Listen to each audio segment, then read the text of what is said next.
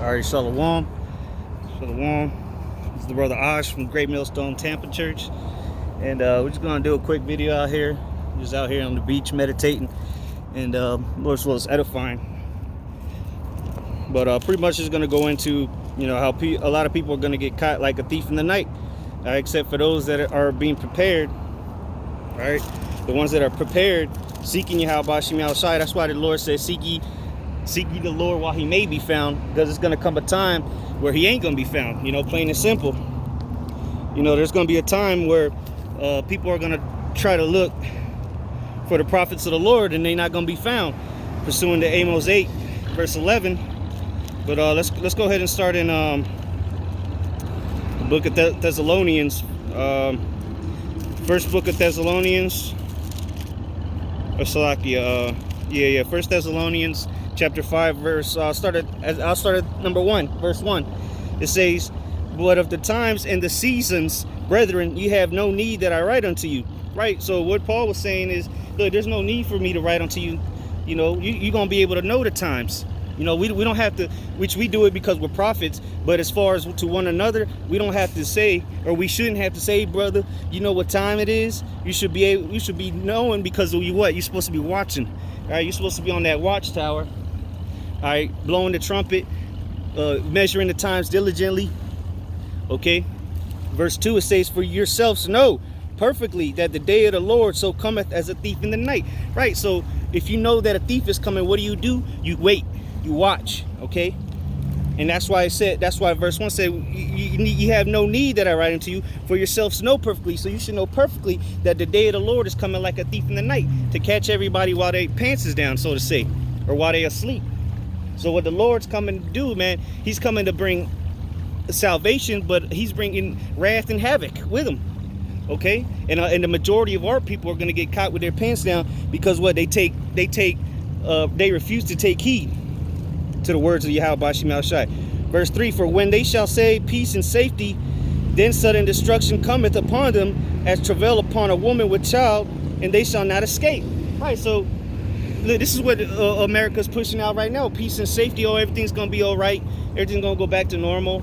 I had to come to this certain, I was planning on going to another spot, but there's so many damn people out here, it's like there ain't nothing happening. So people think everything's gonna be kumbayas, and cotton candy and roses, but the things are getting heated in the Middle East. All right, the mark of the beast is out there.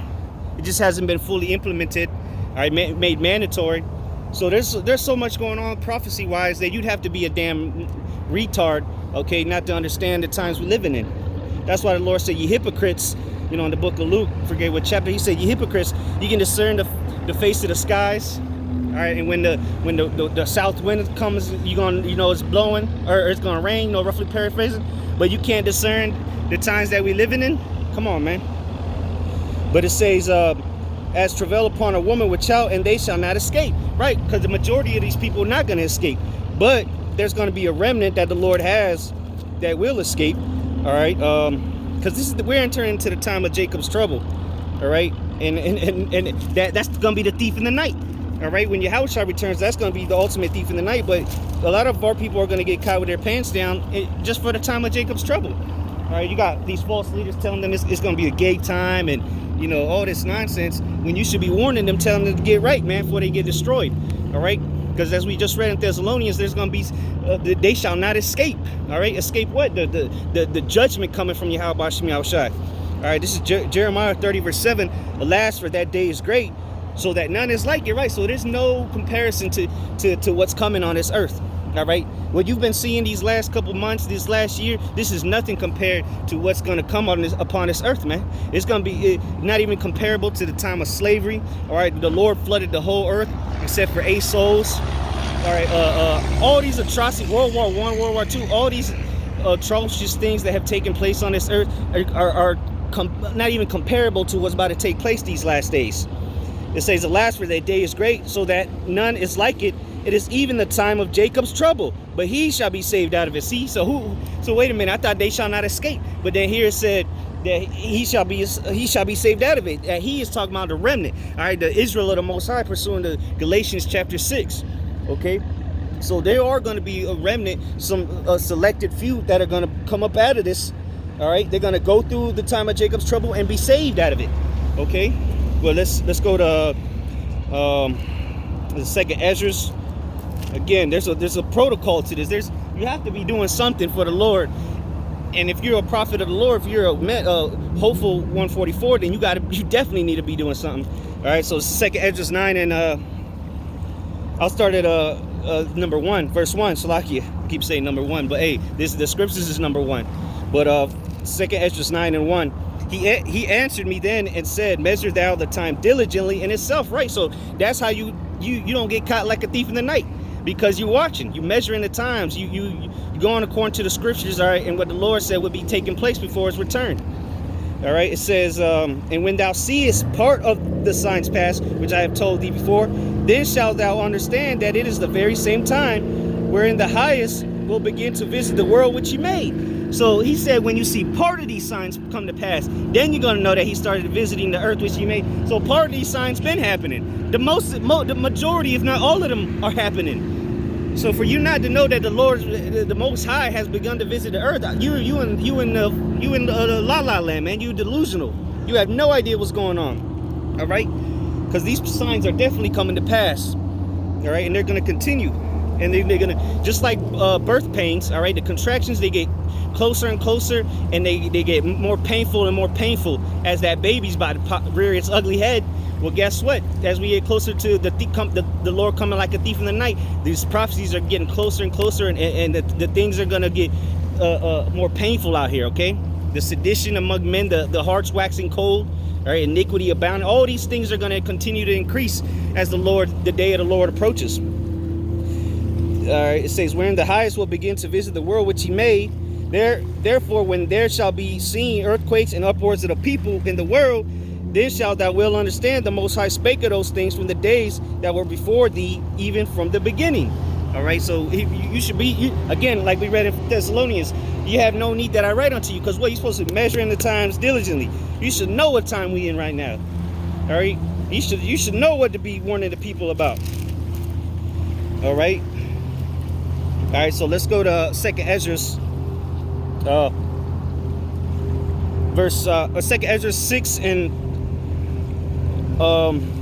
23.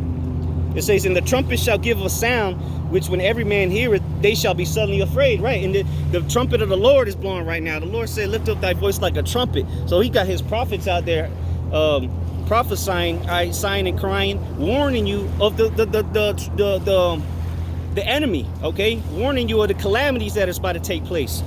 It says, at that time shall friends fight one against another like enemies, and the earth shall stand in fear with those that dwell therein. The springs of the fountain shall stand still, and in 3 hours they shall not run. So, you know, you see the sedition among men, the civil unrest. You know, it's kind of died down here in America, but you got the uproars all over the world, and it will. You best bet your bottom dollar that these friends fighting each other is coming back here to America. It's kind of simmered down for a bit because the elections is over and all that. But you best believe, all right, that the Lord is about to stir things back up here in Babylon. All right. It says, and then it says that the springs of the fountain shall stand still. That's going to be physical and spiritually, because they're going to cut the water off. You're not going to get no clean water. It's happening in Texas. All right, happened for a couple weeks or whatever. But there's going to be a time when that true fountains is what? The living waters. He that believeth on me, out of his belly shall flow rivers of living water. So that these fountains is going to be cut off soon. All right, now we can get Amos 8, Amos verse 8. Let me get it real quick. This is Slakia. Bear with me. Amos 8 verse 11. All right, this is Amos chapter 8 verse 11. And then reads, behold, the days come, saith the Lord, Yahawashi, that I will send a famine in the land, not a famine of bread, nor a thirst for water. Right, like we just read, that the fountain shall stand still.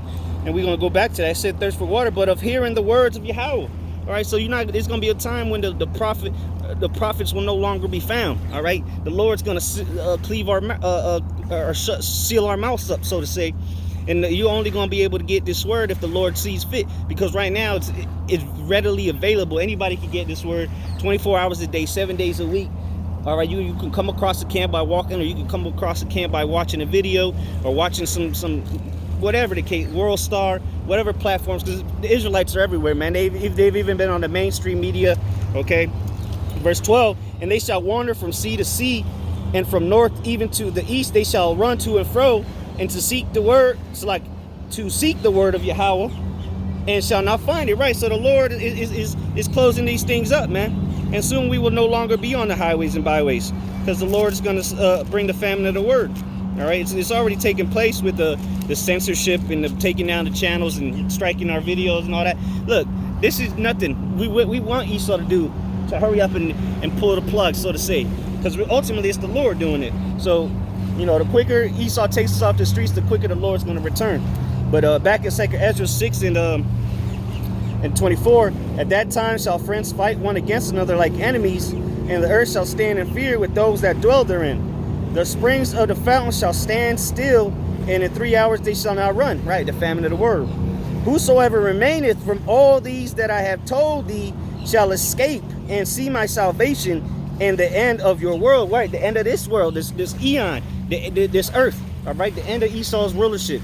Jacob, well, at the beginning of this chapter, it says, verse 9, 2 Ezra 69, for Esau is the end of the world, and Jacob is the beginning of it that followeth. So at the end of this world, we're going to see the end of this world, Lord's will, and it's going to come, we're going to get salvation, and we're going to escape. It said, shall escape. Remember in 1 Thessalonians chapter 5, it said, shall not escape. So the majority of our people are not going to escape, but those it says that remaineth. Remember, the Lord got a remnant. He's always had a remnant. First and foremost, Israel's his chosen, but then within the chosen, he has a chosen, all right? The beginning with the 144,000 servants of the Lord, the men, and then the rest of the 1/3 of the nation Israel, the Israel of the Most High. Okay, so hey, you said that I have told thee shall escape. Verse 25 again. Whosoever remaineth from all these that I have told thee shall escape and see my salvation in the end of your world. So we gonna, Lord's will, I'll be part of that number. We gonna see the salvation because we gonna be in it. If you understand what I'm saying, we're gonna be in them tractor beams and be beamed up to meet the Lord in the air, pursuing the 1 Thessalonians chapter 4. Okay, or 2 Thessalonians, you know, to meet the Lord in the air. Okay. Matter of fact, let me just grab it real quick. Yeah, it was 1 Thessalonians 1:16. All right, you know, read that 16 through 18. But you know, just to finish off on this lesson, all right, that famine of the word is coming, man. All right, but those that are going to be saved out of it are going to be the ones that fear the Lord, the ones that well, matter of fact, let's go back to chapter 9. I forgot to hit on that point as well. 2 Ezra chapter 9. All right, 2 Ezra 9 and verse 7. It says, and everyone that shall be saved and shall be able to escape by his works. Right, so you got to have some works, man, if you want to be escaping, if you want to be saved out of it. Right, you got to have some works. And let's see what it goes on to say. So everyone that shall be saved and shall be able to escape by his works and by faith whereby ye have believed shall be preserved from the said perils, and shall see my salvation in my land and within my borders, for I have sanctified them for me from the beginning. So the Lord has already preserved certain men, women, and children to be saved, but they're going to have works. They're going to have faith. All right, because works, what does it say? Works with, oh shit, flying fish in Yahawashi. Never seen one of those. I don't know if you can see it on the video, but anyway, the Lord got those preserved from the foundation, before the foundations of the earth, right? But again, the works without faith without works is dead. Show me your faith without works, and I'll show you my faith by my works. Okay. And those men and women have been preserved from the beginning. All right, before you was even born, the Lord was with us. All right, so we'll end off on this 2 Ezra chapter 5, verse 8. It says, there shall be confusion also in many places. Right, that's what's going on right now. There's confusion everywhere you go in this world, man.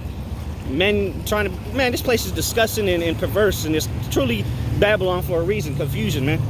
It says, and the fire shall be off sent out again, and the wild beasts shall change their places, and menstruous women shall bring forth monsters, and salt shall be found in the sweet. That's what you're gonna find when you go looking for the men of the Lord. You're gonna find that salt water. As you see right here in front of you, this is salt water. You cannot drink this water. You will dehydrate and die. Okay, so this is what you're going to get spiritually when you go looking for the water, the fountains of living water. You're going to get some salty water. It says, and all friends shall destroy one another. Like we read earlier, friends fighting friends. What was that in the 6th chapter? All right, it said friends against friends, you know. So here it says, oh no, it said, what did it say, Salaki? Let me get, I don't want to butcher it. It said, yeah, it said, at that time shall friends fight one against another like enemies. So here's another precept to back that up. It says, and salt water shall be found in the sweet, and all friends shall destroy one another. Then shall wit hide itself, and understanding withdraw itself into his secret chamber. That's that knowledge, wisdom, and understanding, man. The truth is going to hide itself. The Lord's going to hide it. So you're not just going to be able to roll up on the prophets of the Lord, man. So we're trying to tell you, all right, in verse 10, it shall be sought of many, and yet not be found. Then shall unrighteousness and incontinency be multiplied upon earth. So when you don't see us out there on the highways and byways no more, you should be afraid, very afraid, because things are going to turn up. All right, so if you want to be part of those that get saved, all right, you better take heed, all right, because the time is nigh. All right, the day of the Lord is nigh at hand, and destruction is coming. So don't get caught like a thief. Don't get caught by the thief in the night. Prepare. Worship Yahawashi, Yahawashi. All right, and with that, shalom.